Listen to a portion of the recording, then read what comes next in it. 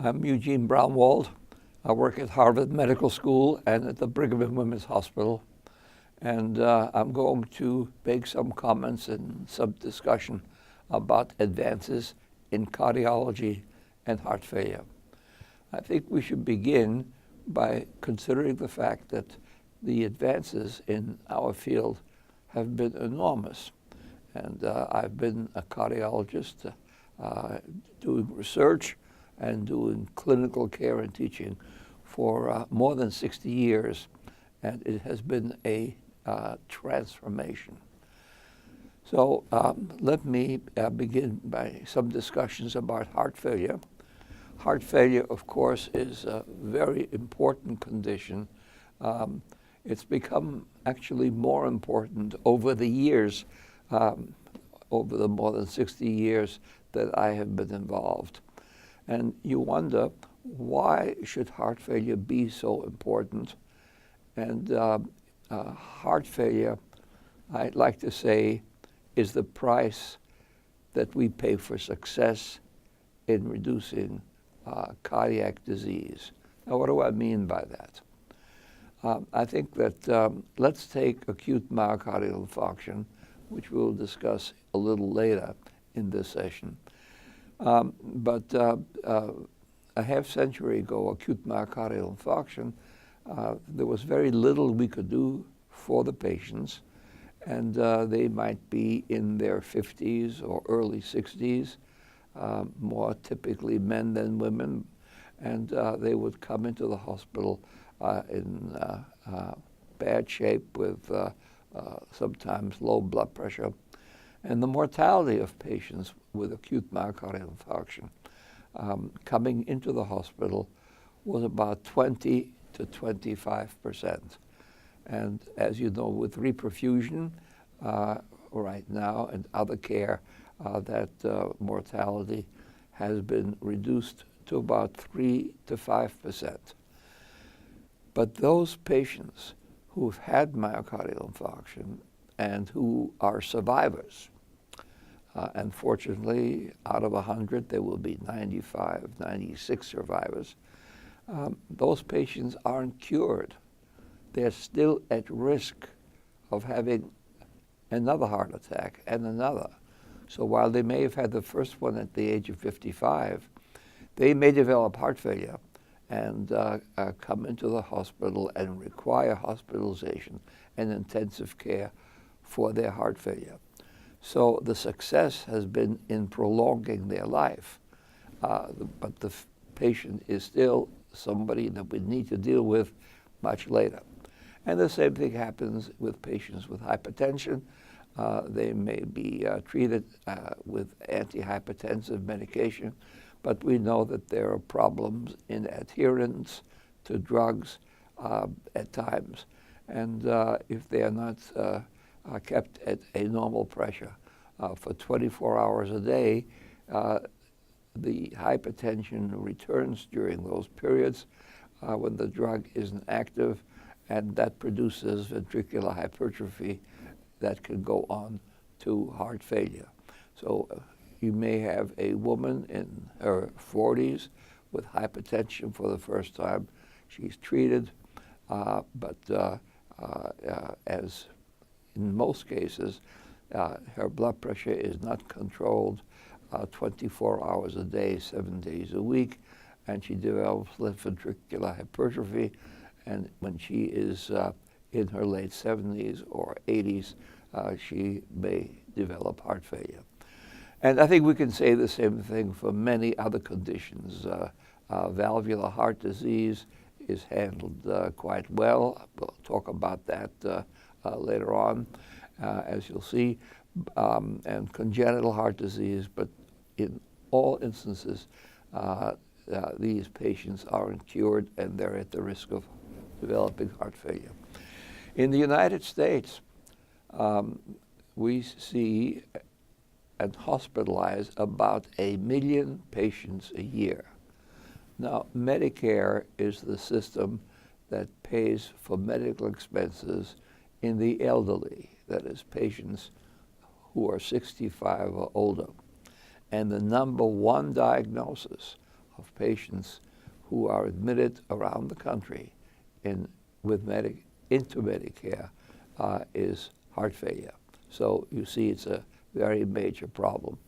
And as we get better in taking care of patients, as you get better in taking care of patients with heart disease, they will live longer, which is, of course, a tremendous advance. But on the other hand, more of them will develop heart failure. Now, I have this slide up because while we're excited about the new developments in the field, I want to remind you that we can get a great deal of information about our patients with heart failure by looking and examining them. And this is a scheme that was developed by one of the cardiologists in our department, Dr. Lynn Stevenson. And she has indicated that the first thing we might do in approaching a patient with heart failure, particularly if the room is not very cold, is to determine whether they're vasoconstricted, and that would indicate that their extremities are cool, and whether they are wet. So in examining the patient, we can look and estimate their perfusion. In the rectangle in pink at the top left, you can see that if they're warm, that means they have adequate perfusion. At the bottom left, if they're cool, that means they're vasoconstricted and may have poor perfusion. In the top left, again, you see that they're dry. If they're dry, that is, they're dry by not having pulmonary rowels, no S3 gallop, no orthopnea, then they don't have congestion at rest. So that's where we want to see our patient with heart failure. On the other hand, they may be warm, which means adequate perfusion, but they're wet with edema and elevated jugular venous pressure and orthopnea, and that means they are in failure. At the bottom left, they are cool, poor perfusion, and dry. That means no elevated pulmonary and systemic venous pressure.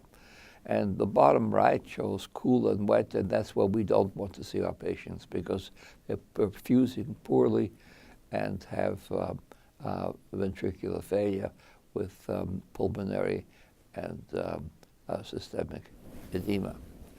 So we have to, obviously these need to be something we can do, but obviously they should be a clinical approach to heart failure.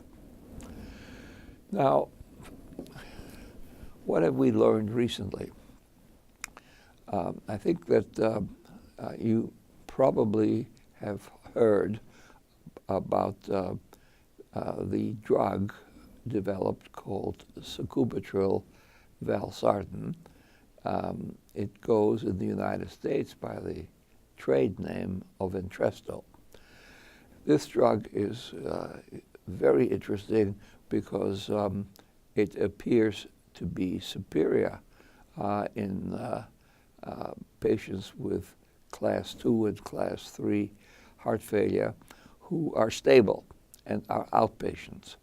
On the other hand, it has not been, there's been no information about these patients when they present to the hospital with acute decompensated heart failure. Now, our group has studied this in a trial called pioneer heart failure, and we studied 880 patients in the hospital with acute decompensated heart failure, and they were randomized, double-blind, to either enalapril or this new drug, sacubitril valsartan, which of course is on the market here. And you could see that the clinical endpoint, which was death, heart failure, rehospitalization, the need for a left ventricular assist device, or to be listed for cardiac transplantation, occurred much more frequently in the patients who were randomized to the ACE inhibitor enalapril, which is widely used in these patients. On the other hand, when they were given sacubitril valsartan, these events occurred significantly less frequently. So now what does this mean? This means this is the first evidence that this drug is effective and well tolerated, not only in patients in class 2 or class 3 who are ambulatory and come to the office, but also in patients who present in the hospital with acute heart failure. Now, I do want to point out that this trial, while it was published in the New England Journal of Medicine, has not yet been reviewed by the Food and Drug Administration. So this application of the use of this drug in patients started in the hospital has not yet received regulatory approval.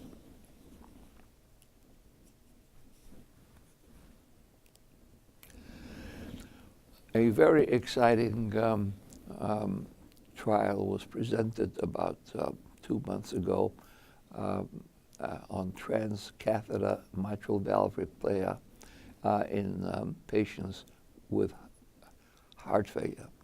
These are patients in whom the mitral valve doesn't close because of heart failure and dilatation of the left ventricle.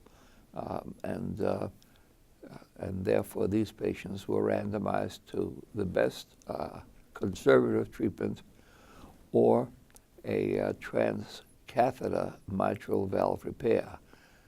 And this amounts to a transeptal left heart catheterization and then the use of 2 clips to bring the valve leaflets together and thereby markedly reduce the regurgitation.